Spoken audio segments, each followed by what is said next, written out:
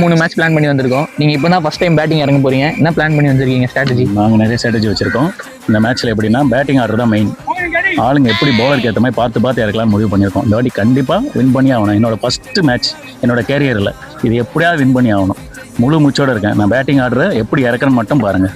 பவுலருக்கு ஏற்ற மாதிரி பேட்ஸ்மேன் இறக்க போறீங்களா இல்ல ஒரு லைனப் ஏற்கனவே வச்சிருக்கீங்களா? ஒரு லைனப் நான் ரெடி பண்ணி வச்சிருக்கேன். என்னோட கேரியரோட உச்சத்தில் நான் வந்திருக்கேன். என்னோட கேரியரில் உச்சத்தில் வந்திருக்கேன். என்னோட ஃபுல் ஹோப் இதில் தான் காமிக்க போகிறேன்.